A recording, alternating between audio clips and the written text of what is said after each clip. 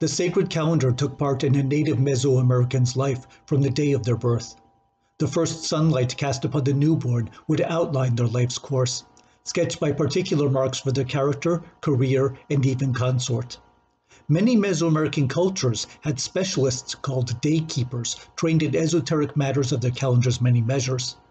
In previous episodes of this playlist, I have explained how the 260-day mythical calendar combined dates from rounds of 13 numbers and 20 signs.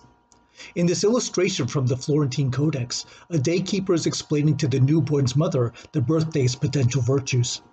Friar Sahagun's account reads that the birth date of 10 rabbits already promised a life of prosperity, given that the rabbit itself was a prolific creature. However, to improve the infant's outcome still further, the daykeeper advised to wait 3 days to ritually wash and name the child. This would bring the even better auspices from the date of 13 monkey. The number and sign in one's birthday could recommend not only how to live their life, but also with whom. The most vivid example of this idea comes in the form of the Codex Borgia's marriage table, a divining chart that predicts the climate for a couple to wed.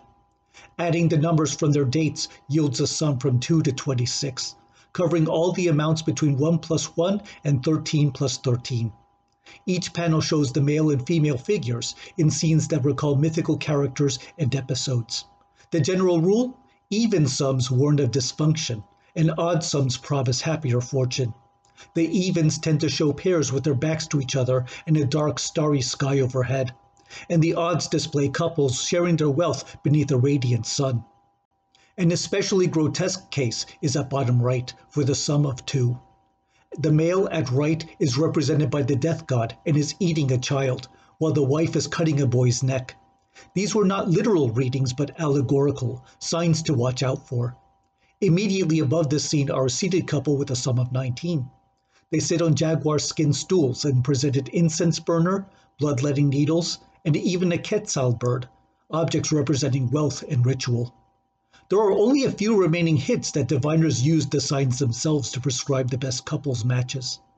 Diego Duran briefly spoke of good matches between compatible signs among the colonial Aztecs, similar to how some use the astrological zodiac today.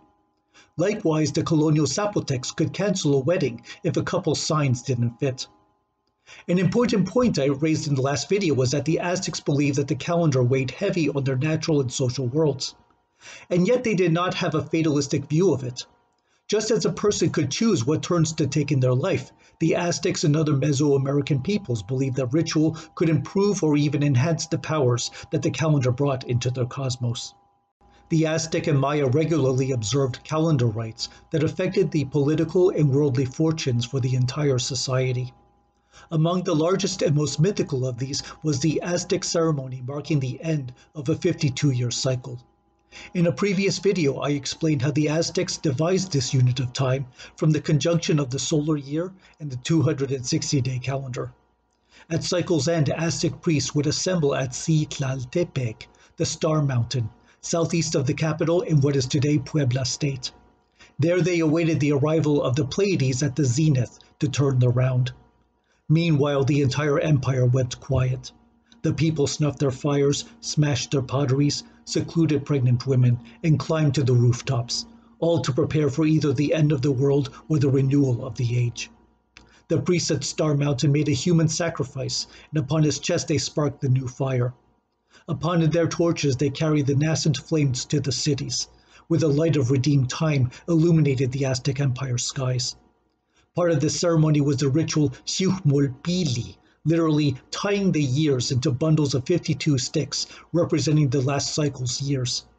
In this scene from the Codex Borbonicus, Aztec priests cast the bound sticks into a ritual fire to burn away the burdens of past times. Though no longer conducted by formal priesthood, calendar rituals survived conquest. Colonial reports complained about remote communities where people continued to practice native customs, including references to the calendars. During the early 17th century, the secular priest Hernando Riz de Alarcón wrote a treatise about southern Aztec rituals, concealed within literally occult names, the symbols and metaphors of their spells. Calendar dates abounded in the language to empower ritual objects with mythical forces known from the count of days. A magician could name their traveler's staff after the date one flint knife to make it a formidable weapon. The following verses come from a spell to hunt deer. Tla shiwiki, nonan tlaltekutli, nota se tochtli, teskat san walpokatimani, ma mishko non mayau, ni tlamakaski, ni se teotl, ma ni walmish tlapachmana. The date se tochtli, one rabbit, recalls Aztec metaphors about deer and rabbits as icons of the wilderness.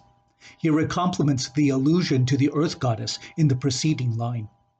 To the specialist with knowledge of the calendar's mystical details, the signs, numbers, and spans among the count of days could carry sacred power. The daykeeper is skilled in bringing this power to those who request it.